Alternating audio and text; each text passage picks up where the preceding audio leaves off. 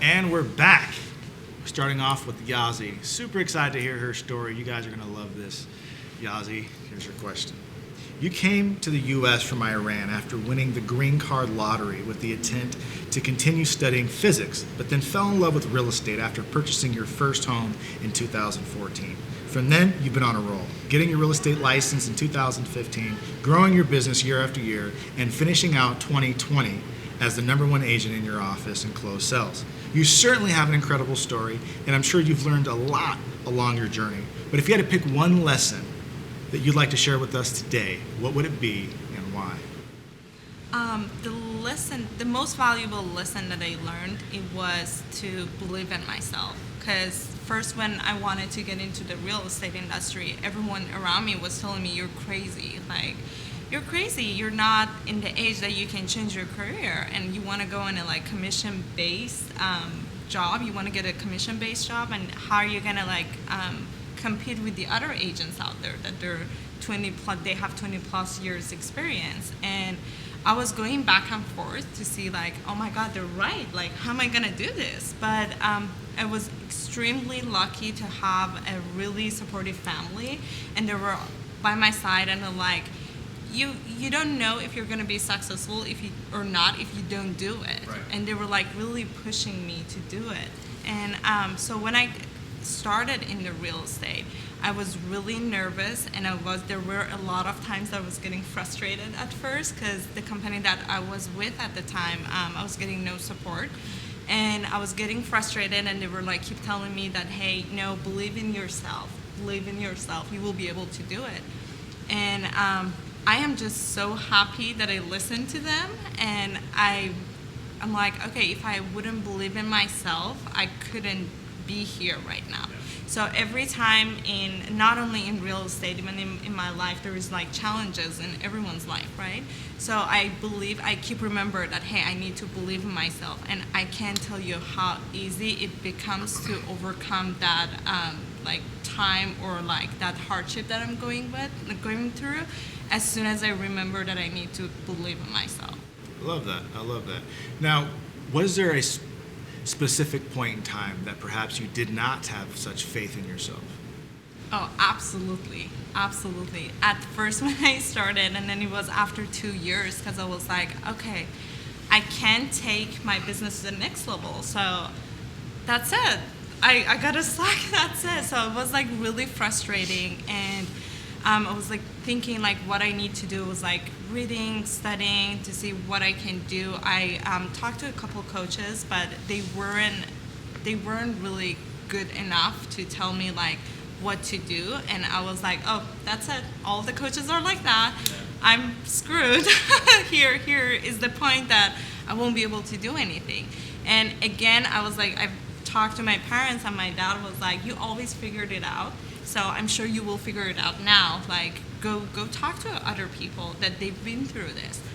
And that's when I started like reaching out to people, and I was always like a little scared to like, oh my God, I'm gonna give them a call, and they're gonna be like, who is this person giving us a call? And I was like, okay, they don't know me, and the worst case is they're gonna hang up their phone on me, right? And that's it. So I started like calling people, and I was really surprised by the way that they were responding. They're like, oh my God, we never had someone to give us a call and ask us this question. And they helped me through it. They're like, hey, this is what we do. This is what we recommend you to do. And I just listened to them. I'm like, okay, these are successful people. These are successful agents. And I just like believed in myself again. I was like, I can do it. And I did it. Fantastic. I love that. During our conversation, you made it really clear that buying your home in 2014 really was the catalyst for you.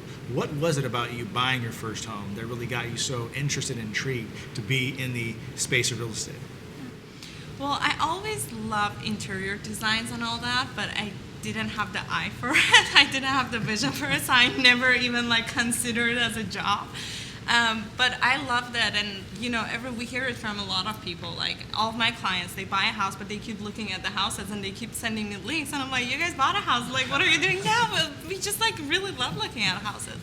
So I bought the first house that I bought. It was a foreclosure. It was a distressed property that I purchased, and I just remodeled the whole thing. And I loved it. It was a hate-love basically feeling that I had because I hated to deal with like a lot of contractors that they weren't on time. They were saying that they're going to do this. They weren't doing it. So I had to actually fire 3 contractors.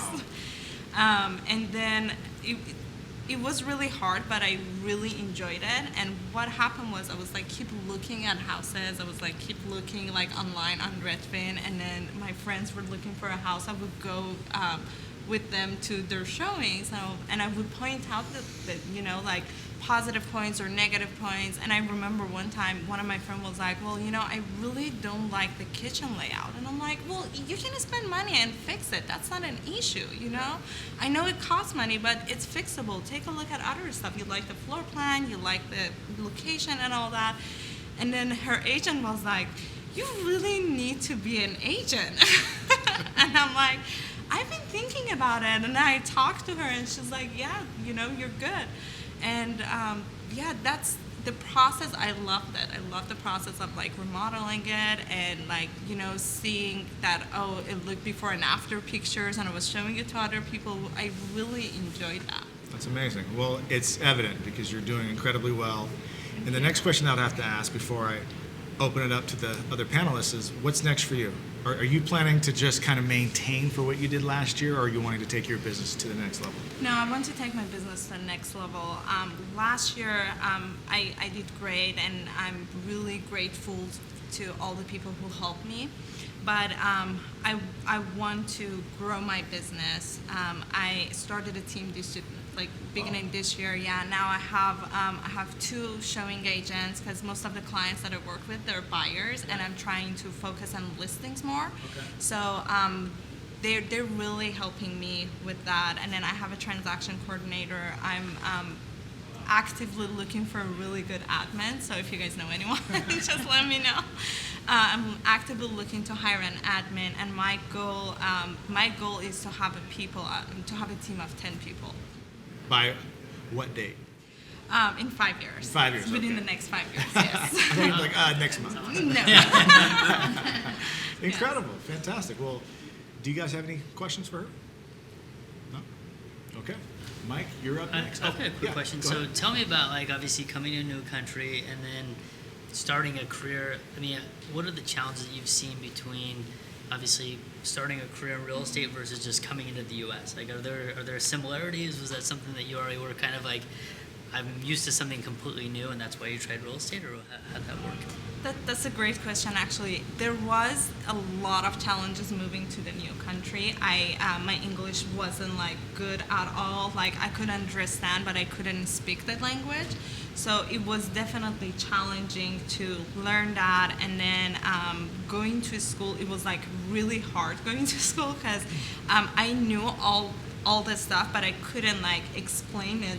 Right. It was hard. So I remember the first semester I had to take classes. I had to take some math and physics classes that I took back in high school to just learn the language. So I can learn the language. It was extremely hard to basically figure out how everything works. The culture is different. The system is different. It was extremely hard. When I got into real estate, it was really hard in some levels because I was working as an investment banker, and I knew everything, and I was an expert in my job. And now I had to switch career to get into another career which I know nothing about. Yeah. So it was kind of similar, and I knew English, but the language, the real estate language, right. It was totally different. I remember when I got my license, someone asked me if you're a broker, and I'm like, yeah, and they're like, oh, when did you get your license? And I was a couple months ago, and they're like, how are you a broker? And I'm like, what do you mean? And and then I understood, years later, I'm like, oh, they meant managing broker. So you got good at adapting. You adapt very well. That's awesome. That's a skill. That's really cool. Thank you. Awesome. Well, Yassi, thank you so much for that. Mike, you're up. Yeah. Your question is, Within the last 24 months, your company, Lotlauncher, has consulted on over 600 residential properties in Washington State and has become the #1 referred feasibility and land use company by real estate brokers with over 10,000 referring partners in Washington State. Michael, it's my understanding that you also used to be a mortgage lender for many years. How did you get into the business, and did you know that you would have this much success with this service? How did I get into lending, or did I get into developing property? Correct. Okay, so my girlfriend at the time said I was an incredible jerk and that I needed to make some changes in my life. Otherwise, she was out. Okay. And I think we all have moments to where we have to make changes. And that was really tough for me, I'll be honest with you. I didn't know I was a jerk. And she kind of broke it down for me, and she did it in a really positive way. And that allowed me to see that really, instead of being a jerk, I was just unhappy. Okay. And so, and I loved her. And I thought I should probably listen to her. Yeah. That's a good question. But yeah, I think that's why you named it The Moment, right? Yeah, that's right. You just always have that. So, yeah, good question. That's great. In life, like Yassi and I were just having this conversation in the back room, is that we all have moments. Different industries, different businesses, different circumstances. Life is hard. I mean, that's just a part of life. But it's how are you going to handle that moment, right, and how are you going to turn that into a positive. So here you were a mortgage lender. You're unhappy, yeah, and you're exuding that on the exterior. Everyone. I lost my best friend because of it. I turned it around to where I was like, you're the reason why I'm not successful. Okay. And then, yeah, I mean, my wife now was absolutely right. Yeah. So I don't know this, but I'm assuming that maybe perhaps the reason why you're unhappy is because you were just doing the job to make money, versus now you identified a problem that you had a solution to, and so now it's all about helping people. Yeah. I guess why Yeah. did you start this business, and why do you think that you're happier now? Because just Yeah. having the short amount of interaction I've had with you, not Yeah. only today in person, but also over the phone, I would have thought you were No. like the happiest guy all the time. Yeah, no, I thank you. Yeah, I really am happy. I guess the question is, why did I choose the development side? Is that the question? Correct. Yeah, so it was actually out of an insecurity of wanting to be successful and constantly chasing that of what other people think of me. My father is really important to me, Okay. and very successful, and I felt like I was always competing against him. And I had always heard, like, oh, compete against yourself. And, Coach Frosty over at PLU down here in Spanaway was always like, compete against yourself, don't compete against everybody else, because it's just not a winning attitude. And so I finally, it sunk in, Jerry, and it was like, I did that because my wife and I wanted to build a house, and I was in lending and thought it was a simple process. And the first process was buying land, and I thought, well, I can do this. And I found out real quick I couldn't, and that I felt like there was no one advocating for me. And I would ask my real estate broker, which was amazing. They would still have a difficult time. And then they would come back to me and say, are you a lender? Don't you do construction loans? How do you not know this? And I would think, well, I know part of it, but I don't know the whole thing. And I liked it, and I felt like it was something that I wanted to do to help people. That's great. Yeah, that's great. Yeah, that's fantastic. So, do you have any stories that you can share with us in which that you really, really helped somebody who was kind of in your situation, in which they really wanted to build their own home, but perhaps Yeah. didn't have the know-how? Yeah, I mean, every day. That's the fun part, to be encouraging to people. In fact, yesterday on the phone, lady calls and says, I think I'm absolutely a wackadoodle for thinking I can do this. And I'm like, yeah, I thought I was too. And I was like, you just grow every day. And so, part of our business model is one to where we say, yeah, we have products and services that can help you. But really what we're trying to do is give you options for you're capable of doing this. You're intelligent. You can make good decisions for you and your family. And so if I were in your shoes and maybe I didn't have the funds to go in one direction, here's what I would do next. And then the other option is, if you want, we'll help you through either feasibility or project management to accomplish anything you want to do to develop that property. And so, this lady who's very capable, and so just to say to her, no, you're on the right track. You're actually doing very well, and you just need some help. Everybody needs a point in the right direction. Sure. We say that constantly. So that's my most recent experience. We have a gentleman who said, I want to build a cave. And I thought, a cave? Well, I've never had that phone call. That's interesting. And then he said, have you ever done that before? No, I've never built a cave before. No, but we have clients call all the time for things that I think are simple, like how do you deal with wetland mitigation, or how do you deal with this or that? And those are all things within our business that we really encourage brokers, real estate agents, individuals to call us. Let's share that knowledge for free. It's not a waste of my time. It's not a waste of our staff's time to provide that information, especially if we're able to advocate for somebody and move them forward in that process. Because really, people do make good decisions for themselves. They just have to get pointed in the right direction sometimes. Yeah. I love that, Mike. Thank you so much. Yeah. Do you guys have any other questions for me? I actually have a question. So, sure. as a former mortgage person, that's yeah. what I do. Yeah. And how did you get to the point where you knew the things that you know? Because obviously, when they ask me about feasibility or they ask me about what can be done, that's not my expertise. So how did you end up kind of making that transition? I made mistakes. That's the short answer. So in construction lending, at least the bank that I worked for said, a client would come in and we'd say, bring me your plans and specs and your permits, and then we'll go ahead and get that loan right away for you. And they would say, well, how? Yeah. And I would say, well, I think your real estate agent can help you. And the real estate agent would call and say, why did you say that? Are you insane? And I would say, no, thanks for the referrals. Keep sending them, And, right. And then, so then I kind of went through the checklist with the county, and I figured out, geez, these are actually really nice people that want to help people. Yeah. It's just a really confusing process. Right. And how do you know what's buildable, which is one aspect, or how do you know what's feasible is another aspect?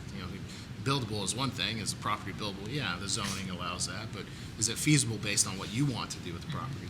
And so I went through just the process and actually found that it was more fun. And then with my girlfriend telling me, you might want to think about making a change, timing, right? Right. We're all in this business. Timing's really important. And so, we just decided to do it. And I felt like, I did one feasibility for someone, another one. I started kind of gaining a little bit more confidence, but then I started feeling like, I think there's maybe some things that I'm missing, that I might not be giving my clients the best experience or best advice.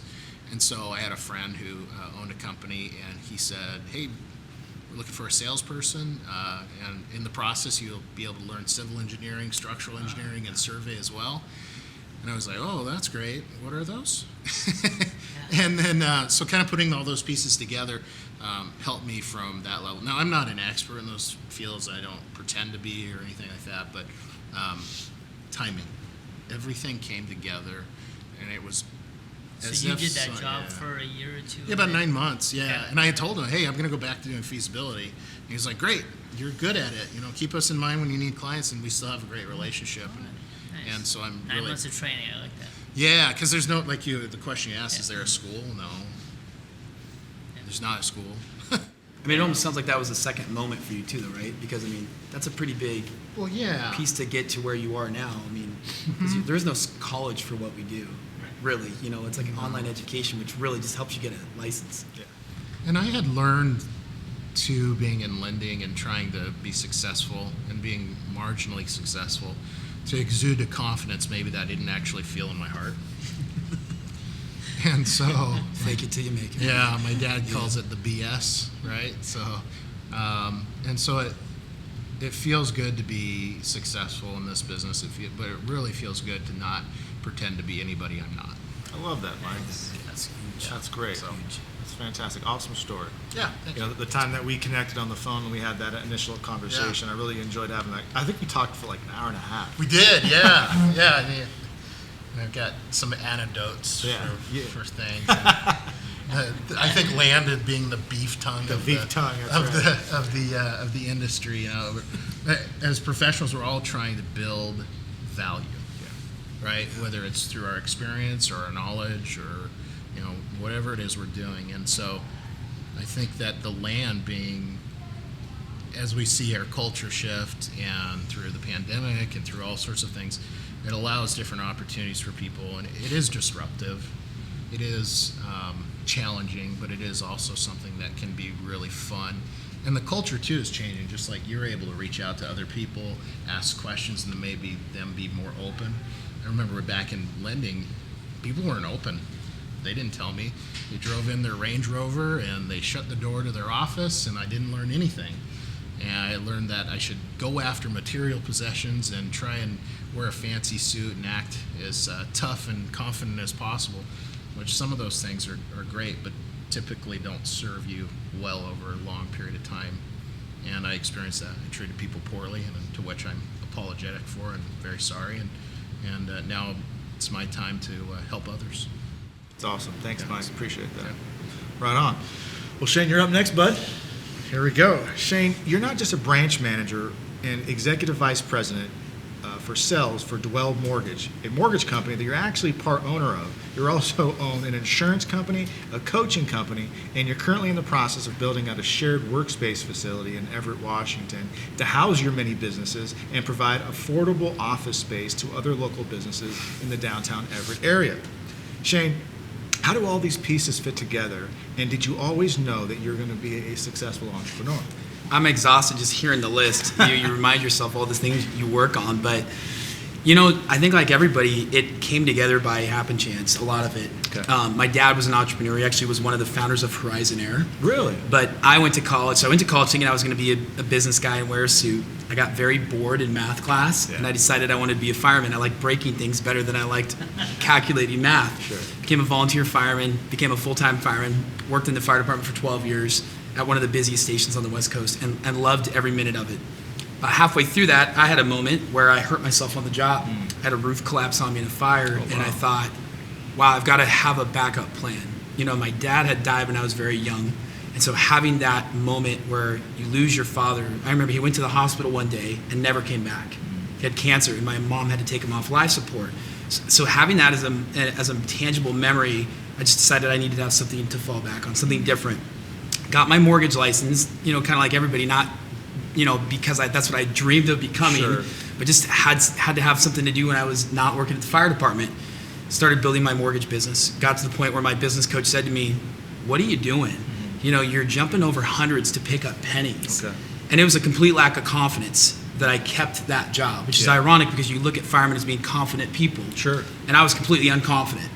And I decided that if I was a stock, I asked myself a question: would I buy myself if I was a stock? Good question. I like that. And this was 7 years ago, and I said, you know what? I don't think I would. And so I made a change. I made a shift, and I said, I'm going to go all in on myself, and I'm going to become an entrepreneur. I surrounded myself with like-minded people that were positive. I said, I'm not going to be like everybody else, because I had experiences when I got into lending, same thing. Guy in a Range Rover would drive up to the office, would go in his office, close the door, and hide all of his great ideas. And I'm this new guy trying to figure out what to do. I had no idea. Yeah. So I just started to be me and care less. Sure. Okay. Started to wear my hat backwards, started to do videos back in 2012 when nobody was really doing In videos. 2012 even. I was doing Wow. video email before people were doing video email. That's incredible. And a part of it was because I had to be different because I was still a full-time fireman. Sure. So there's that old quote, if you want to get something done, give it to a busy man or woman. And you find creative ways to get things done. Yes. So I started building my mortgage business, and then I quickly decided, I think like Cindy, that I loved helping other people be successful more than being successful myself. Love that. That was my true success. So then I thought, well, man, if I can do it with a loan, can I do it with other aspects of this consumer's life? It's Sure. like Amazon. Amazon started selling books. Right. Now they sell everything. Sure. And it's about the experience. They have an experience that people enjoy. That's why they keep going back. And so I thought, well, what else can I do? I added in insurance. Then I thought, I have a pretty unique story. I got from zero to where I am just by sweat and grit and hard work and some creativity and ignoring what everybody else was saying. I thought maybe I can help other people do the same thing. Okay. So I started our coaching platform. We have over 200 members now nationwide. Wow. We're about to meet in Florida with a group of people, and it's just, again, we peel back the curtain. Yeah. We share everything we do. We laugh about our faults. Yeah. We learn more from our failures and our mistakes than we do the things we do well, right? And then I decided that I wanted to go in and build my own space. Yeah. I liked the idea of design, functional space, and so I thought I'd build my own co-working space. I love that, Shane. I have to tell you, I'm super impressed with you, man. Thank you, man. We had lunch a few years ago, We did. and you were just starting your company, one of your companies, and I was just at your office, just A couple weeks ago. a few weeks ago. You're still smiling, laughing, having a great time, Yeah. and you're the guy in charge. How do you accomplish so much and still you kind of make it seem like you're not even that busy? Well, when you're a fireman, you move really fast. And so that was always our slogan, was work hard, move fast, be honest, right? And so I've just always done that. People always joke that I'm caffeinated 24/7. For sure and you are. I love it if they think that, if that's the competitive edge they think I have. I grew up with not a lot.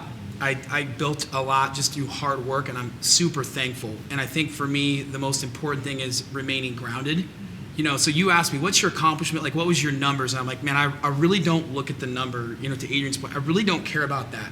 I think that if you do the right thing, the number will come. Sure. And so for me, what I was most proud of last year is we were able to donate more as a company than I had made as a fireman years past. That's right. And that was my thing for me, is like, man, I'm able to give more than I take. That's and I huge. think that's huge. And if you do that and you don't care what other people think about you, like the naysayers out there, the haters that are going to be like, you really shouldn't, wear a hat backwards, and run a mortgage company. It's really a blue collar industry or white collar industry. I'm like, yeah, it's really not, man. That's just not my thing, right? Yeah. And so I just embraced being myself, having fun. Yes. And so we listen to rap music at the office. Yes. We have fun. We do Taco Tuesdays every week. Sure. We have electric scooters that we ride around the office, because I think Cindy mentioned it. Lending is not necessarily the least stressful job. Yeah. And talking about numbers, people don't want to buy a mortgage. They want to have a home. They want to have a dream. Yeah. We're the conduit to that they have to go through. Sure. They don't necessarily enjoy the process. So how can we make that process fun? Love that. So funny. So walking into your office, I'm looking around, branding everywhere. You walk in, smile on your face, and the first thing I see are these sweet scooters in your office. So I'm asking him, like, why do you have scooters in your office? He's like, you don't? Yeah, why don't you have a scooter in your office is the question. I was like, good question. Yeah. Hey, and the reality is last year was an incredibly stressful year for everybody in our industry. And we all were extremely blessed with, to have our best years ever, most of us. Sure. We also worked way too much, and my staff worked way too much. And that was a constant reminder for me, is what can I do to love on my people? So we got the scooters for my staff. That's awesome. I said, hey, we stocked our kitchen with food all day. So it's like, you can always take a break, get on the scooter, go grab coffee, have fun. We give swag to all of our people constantly. And just because we want this to feel like their second home, because the reality is, for most of our staff, we see them more than they see their family. Right. And that's a big responsibility for me. Sure. Absolutely love that. Did you always know that you were going to be a successful business owner? I had zero clue. I still don't know. Come on. I'm just having fun. Yeah. And I learned to take risk, because if you ask yourself, what's the worst thing that could happen if this doesn't work? And the reality is, the worst thing that could happen It's not that bad. It's really not that bad. Yeah. I think when I did the exercise, the worst thing that could happen for me was I'd be a bartender in Hawaii. My wife and I would be sleeping in a hammock. Sure, And I'm which man, doesn't suck. That's where we go on vacation, right? So I think if you just don't take yourself so seriously, right? And you're willing to just put yourself out there and say, what if it does work? Sure. Instead of what if it doesn't? Yes, I think yes. that's been huge for me. Awesome. One more question. So you have all these businesses. Are these businesses that you decided to start and put other people in charge of, or are these businesses that were already there and you decided that I could utilize my resources and my know-how to elevate what you're already doing? Help me understand how these businesses. Yeah, that's a great question. I'm a builder by nature. I like to build things. So I did build most of it from the ground up. I built my own brand. I built my own kind of design for our office, our team, the structure. And so that for me was just fun. I'm kind of like the mad scientist. Sure. But now I'm to a point where I am so busy, and I have a 2-week-old daughter. Congratulations. So my why has shifted Yeah. dramatically. And so now my whole goal is to find things that work really, really well, add my flavor to it, and bring somebody in to run it to help other people be successful. That's great. And so I think that's the goal for me now. Is the goal is to be a silent millionaire. Okay. To be behind the scenes, Yeah. having people that are thriving, that are out in the forefront, and I'm just building in the background. Well, Shane, you have one heck of a story. I love it. That's it for me. Do you guys have any questions for Shane? I actually do have a question. So, obviously, you're super passionate, great personality. How do you translate that to the people that work with you? And do you feel like as you step back, is it going to lose some of the Shane special touch, or how do you manage that? That's a constant fear. Is the less you're involved, the less you're involved, right? And we're all really passionate about what we do and our specific way of doing it, right? So it's a constant reminder for me. It's something that I am actively involved daily. I mean, we were talking through COVID. I was sitting in my office by myself for 12 months. I didn't want to work from home because I wanted to be there, right? I wanted to be present in my office, even so my staff knew that I was confident that we were going to make it through. So I think I'm present, and that's a big thing for me. And so when I travel and I'm gone, I try not to be gone very long. I try to be present through Zoom and through video. And we've been doing that for years anyways, because I have, staff in Florida, I have staff in Utah, Arizona, Eastern Washington. So for us, it was finding the right culture fit. And I think it's a lot easier to keep your culture when you're not having to fight to bring your people with you in that mindset. And so we just found people that embraced what we wanted to do with limited to no experience, because when I became a fireman, I had no experience. And you wouldn't know that the guy driving the $1 million fire truck down the street started 3 months ago. Yeah. You'd think this was like a 20-year vet, and you'd have no clue. So it was about repetition, learning something, surrounding yourself with people that were far wiser than I ever was, and then really pushing my culture regardless of what the outsiders would say. Because my companies would say, hey, you really shouldn't push this. And I'm like, this is my thing. This is what I'm going to do. And so that's where ultimately I built Dwell, was because I just couldn't find a company that did it the way I did it. Fantastic. I love that, guys. Thank you so much. Thank you, each of you, for being here today, sharing your story, sharing your journey. And thank you for tuning in. That's the end of the show.